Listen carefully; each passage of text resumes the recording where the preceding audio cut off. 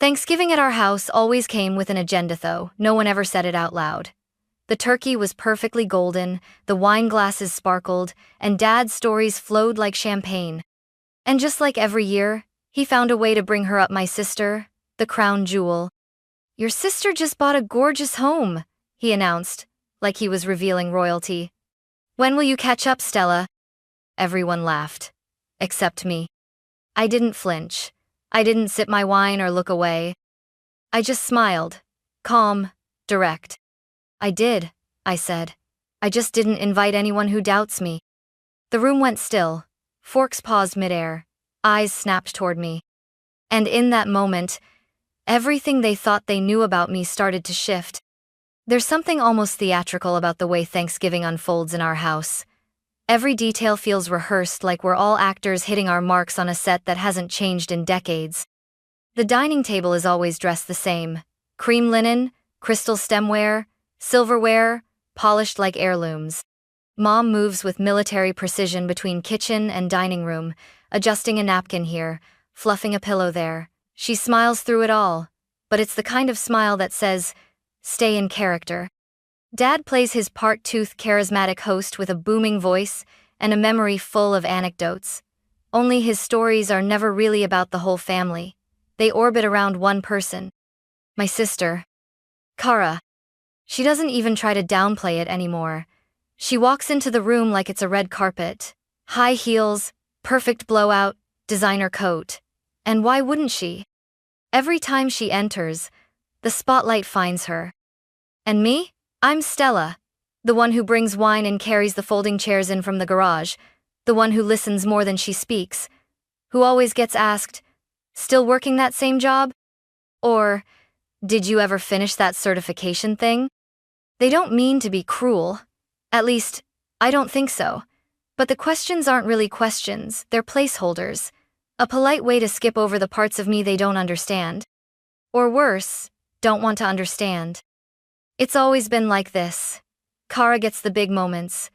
Graduation speeches, engagement toasts, housewarming announcements. I get nods, smiles. Sometimes an extra helping of pie, as if that somehow makes things equal. I used to pretend it didn't bother me. I told myself I didn't care, that I was taking the high road, staying humble. But deep down, I felt it every year like background music I couldn't turn off. This year, though, something had shifted. Not in them. In me. I hadn't come to prove anything. I hadn't come to show off. I came because I knew exactly who I was, and, more importantly, I finally understood who they were. So when Dad raised his glass and made that announcement, it didn't land the way he expected. And when he turned to me with his usual grin and asked when I'd catch up, well, that's when everything changed. Kara had always been the one who got it right. From kindergarten art shows to college applications, she collected praise like trophies. By the time she was 28, she had a husband, a mortgage, and a picture-perfect Instagram feed with golden filters and just the right amount of effortless charm. Dad called her sharp as a tack. Mom called her our little powerhouse. The rest of the family? They didn't bother hiding the admiration. At family gatherings, she didn't have to ask for attention. It just formed around her like gravity. A compliment here, a question there. How's the new marketing role? Did you redecorate again? Didn't you just get back from Paris? She knew how to work a room, smiling, modest laughing, brushing it off like it was no big deal. But she loved it. You could tell. And I was the afterthought. If Kara bought a new home, I was still renting somewhere, right? If Kara got promoted, I was figuring things out. If Kara had a bridal shower, I was the one folding napkins and ordering cupcakes. Dad didn't do it out of malice. I really believe that. But he carried this idea of success, like a checklist stand. Kara ticked every box in permanent ink. Once, at a barbecue, he patted her shoulder in front of everyone and said, "Now this is what building a future looks like." I'd just gotten a new client contract that week. No one asked about it. Sometimes I wondered if I was invisible, or if I just made it easier for them not to see me. I didn't want the spotlight. I wanted recognition, the kind that doesn't come with applause but with understanding. But I also knew Kara wasn't evil. She didn't ask for the pedestal. She just stood on it, because no one ever questioned if she belonged there. And part of me, maybe a small, tired part, started to believe I didn't. Until I stopped playing along. Because the truth was, I hadn't just caught up. I'd surpassed everything they assumed about me. I'd worked in silence, built something stable, something mine. And I'd done it without a single borrowed cent or Instagram-worthy caption. They didn't know that yet, but they would. Soon. It didn't happen overnight. The change, I mean. There was no grand revelation, no life-altering moment. Just a slow, steady awakening. A quiet series of choices that added up until one day, I looked around and realized I was no longer waiting for anyone's permission to matter. It started the year I skipped Thanksgiving. I told them I had a work deadline, that I couldn't fly home, but really, I just didn't have the energy to sit at that table again and pretend I was fine with being second tier. I spent that evening alone in my apartment, eating Thai takeout in leggings, watching strangers on TV have heartwarming reunions. It should have been depressing. It wasn't. It was peaceful. That silence, the absence of expectations, gave me room to breathe. And in that stillness, I started doing things for Menno for their approval, not for comparison. I took the freelance work no one believed in, and turned it into a steady income. I launched a consulting business, and landed my first retainer client after 3 months. I moved out of the tiny walk-up, and bought a house quietly, methodically, without telling a soul. I didn't post about it, didn't throw a party, no housewarming photos, no curated tours. It wasn't secrecy, was sacred, it was mine. And every time I crossed another milestone, I imagined what Dad might say if he knew. Would he be proud? Would he act like he expected it all along? But then I'd remember. He never asked. Not once did he call to check in on my progress. Never asked how the business was going, if I needed advice, or even just a, "How are you holding up?" when I disappeared from family events for almost 2 years. It used to sting. Now, it just told me everything I needed to know. I wasn't on their radar because I didn't fit their formula. My life didn't look like Kara's, so to them, it didn't count. They only saw loud winds rings, houses, vacations. But I'd built something stronger, a life that didn't need applause to feel real. And when the invite came for this year's Thanksgiving, I almost declined again. But something in me said, no, go. Not to prove anything. Not to compete. Just to finally stop shrinking in a room I never should have felt small in to begin with. So I went. I put on a burgundy sweater, brought a bottle of Pinot Noir, and walked into that house like I belonged. Because this time, I wasn't there to blend in. I was there to be seen. Dinner was already in full swing by the time I arrived. The table looked exactly as I remembered, candlelight dancing across polished silver, gravy boats steaming, laughter floating between wine refills and polite stories. The roles were all in place. Dad at the head, carving the turkey like a general, Mom flitting between dishes, refilling things that didn't need refilling, Kara glowing effortlessly in the seat beside her husband, Trevor, who laughed just a little too hard at Dad's jokes. I took the empty seat at the far end, across from my cousin Abby. She gave me a warm smile and whispered, "You look amazing." I mouthed thank you and folded my napkin onto my lap, already bracing for what I knew was coming. It happened right after the pie was served, pecan, Dad's favorite. He dabbed the corner of his mouth with a napkin, leaned back, and, right on cue, raised his voice just enough to gather the room's attention.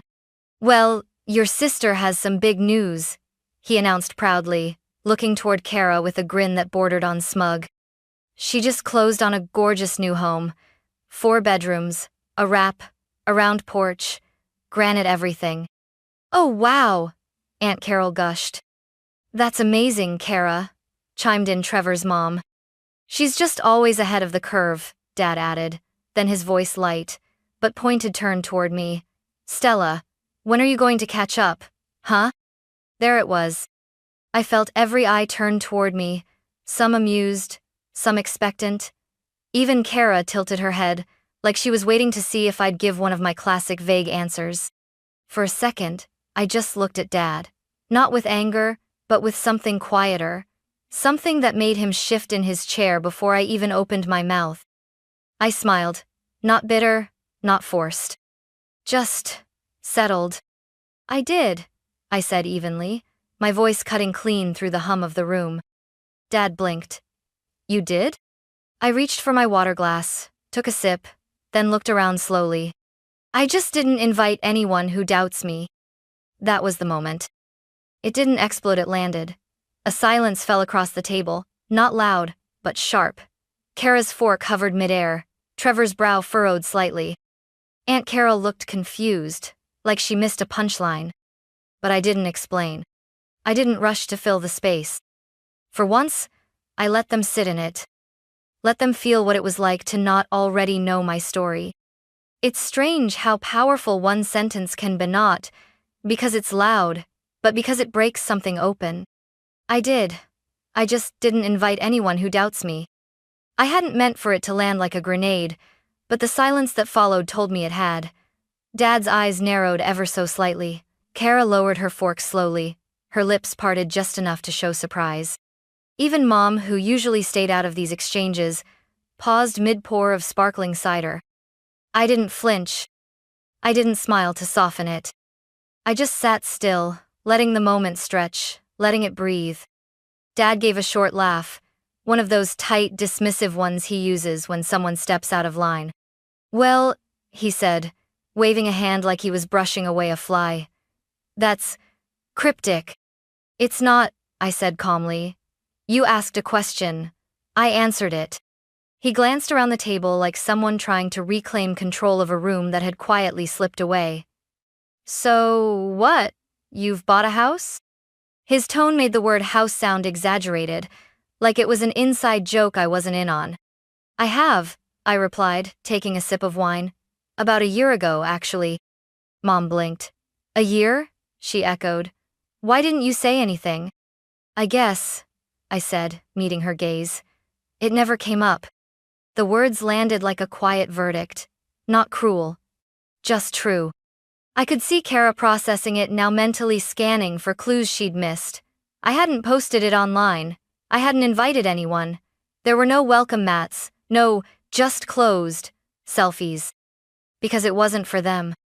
And that, I think, was the part that unsettled them the most. Trevor cleared his throat. Where is it? He asked, trying to sound casual. About 20 minutes from here, I said, turning to butter a roll like it was any other Tuesday. Dad chuckled again, this time more forced. So, what's the square footage on this mystery house of yours? I looked him in the eye, even, steady. Just over 4,000. The room inhaled in unison. Aunt Carol made a soft, oh, sound. Kara blinked once. Even Trevor's expression shifted, like he wasn't sure whether to be impressed or uncomfortable. Dad leaned back slightly. That's a lot of space for someone on their own. I shrugged. Maybe, but I paid in full, so it's not exactly a burden. The silence that followed wasn't awkward, it was adjusting. Like the room was slowly recalibrating everything they thought they knew about me. And I let it. Dad didn't speak right away. He just stared at me with that polite, puzzled look people give when they're trying to decide whether to laugh something off or dig deeper. Kara, meanwhile, had frozen her pie untouched, her expression carefully neutral, like someone trying not to blink during a poker hand. You paid in full? Dad finally asked, voice low, skeptical. I nodded. Every cent. No mortgage. Trevor let out a soft, involuntary, wow. Kara shot him a quick glance. I've been building this for years, I continued. Just not publicly. The tension shifted like a slow-moving fog across the table. The kind that didn't scream, but lingered in people's throats. Kara tried to reclaim ground. That's great, Stella, she said, her tone sugary, sweet.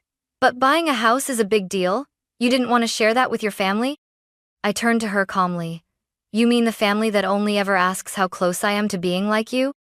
Her smile faltered. I didn't hide it out of spite, I added. I just didn't feel the need to explain myself anymore.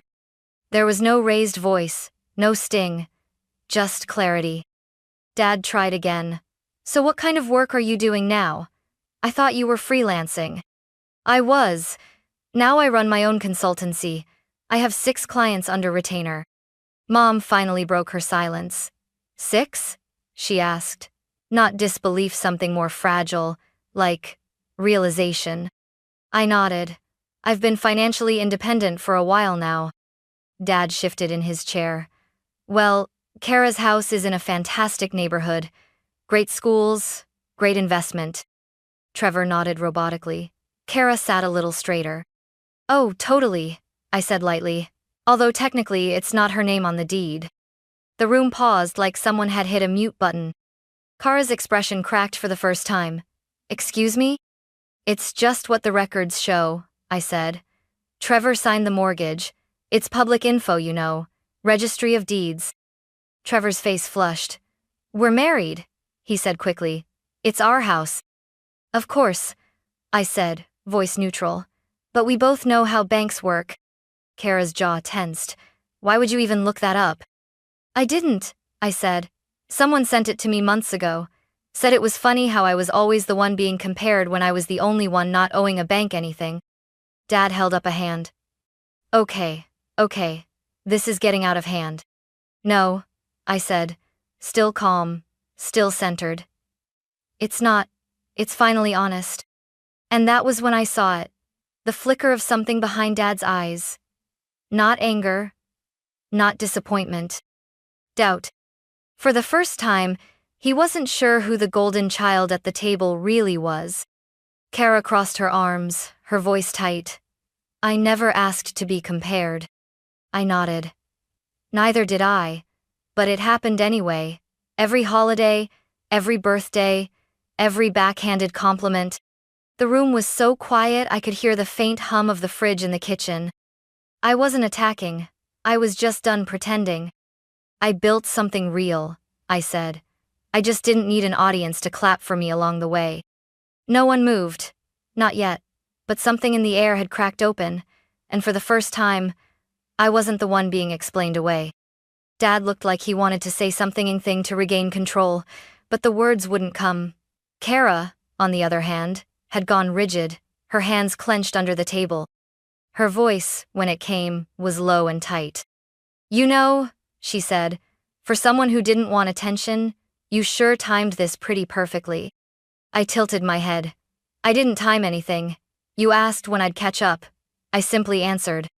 Trevor shifted uncomfortably beside her. Let's not make this a competition. It's always been a competition, I said gently. Just one I wasn't told I was in. That hit hard. Even Mom's eyes flicked toward Kara with something uncertain behind them. She opened her mouth, then closed it again. I continued, my voice steady. I worked 12-hour days for nearly 3 years. I didn't go on vacations. I didn't go into debt. I built my business client by client, staying up until 2 in the morning designing proposals and doing my own taxes. I looked around the table. No one asked. Not once. Aunt Carol blinked. You skipped 2 Thanksgivings in a row, didn't you? I nodded. And no one called. No one checked in. You just assumed I was drifting, that I was still the one behind. Kara scoffed quietly. So what? You wanted applause? A parade for doing your job? No, I said. I wanted a family that didn't measure my worth by how closely I mirrored your life. Her face flushed, lips pressed into a thin line. I never claimed to be better, I added. But you all made it very clear I was somehow less. And I believed it until I realized your standards had nothing to do with me. You praised milestones you could measurings, square footage, curated lives on social media, but not resilience, not risk, not growth in silence. Dad finally spoke, his voice low, unsure. Why didn't you just tell us? I looked at him. Because it wouldn't have mattered. You already decided who I was a long time ago. You put me in a box labeled still trying, and never looked inside. He inhaled sharply. That's not fair. It's not about fairness, I said. It's about pattern. Then I turned to Kara. You're not the villain, you know, but you've never once used your voice to shift the spotlight. You stood there and soaked in all the praise without asking why it was always so one-sided. Kara stared at me, something flickering in her eyes. Guilt? Defensiveness? Maybe both. I didn't know, she said quietly. You didn't ask, I replied. And you never wondered why I stopped showing up. Mom's eyes were glossy now. Her voice wavered. Stella, I didn't realize. I know, I said gently. That's the problem. And there it was. The silence that followed wasn't angry. It was the weight of years collapsing. Something had shifted. Something irreversible. I wasn't the one on trial anymore. The room didn't go back to normal. There was no awkward joke to cut the tension. No quick subject change. Just silence thick and honest, like the kind that follows a storm you didn't see coming. Kara looked down at her plate, her expression unreadable. Trevor sat rigid beside her, like he was afraid any movement might trigger something. Mom dabbed at her eyes, her lips pressed together like she was trying to keep herself from unraveling completely. And Dad? He looked older than I remembered. Not weak, just unsure. Like the foundation he'd stood on for years had shifted beneath his feet, and he wasn't quite sure where to step next. I reached for my napkin and folded it neatly, carefully. There was no anger in my movements, no need to prove anything anymore. That moment had passed. I wasn't here to win. I never had been. I think I'll head out, I said quietly, standing up. Stella, Mom started, but didn't finish. I looked at her, not cold, not hurt, just done pretending. You always asked me to come back, but never asked how I was doing, I said gently. You wanted updates you could brag about, not the truth of who I was becoming. Her mouth parted, then closed again. I turned to Kara next. We don't have to be close, but it would have meant something if just once, you had pulled me aside and asked me how I was really doing. No filters, no audience. Kara didn't speak, but her eyes shimmered with something I hadn't seen before. Recognition. And Dad, I saved him for last. You wanted me to catch up, I said, but I was never behind. You just never looked. His shoulders sagged slightly. You're right, he said, almost inaudibly. I didn't need more than that. I walked toward the door slowly, slipping on my coat as I went. No one followed, no one called my name. And that, strangely, felt like closure, not because they didn't care, but because they finally understood they didn't own the version of me they had created. I opened the front door. The evening air was crisp, biting, but it felt good on my skin. Outside this house, I wasn't the one who needed to catch up. I wasn't the quiet girl in the corner or the disappointment in progress. Out here I was just Stella, the woman who had already arrived. And for the first time in years, I didn't need anyone to follow me out.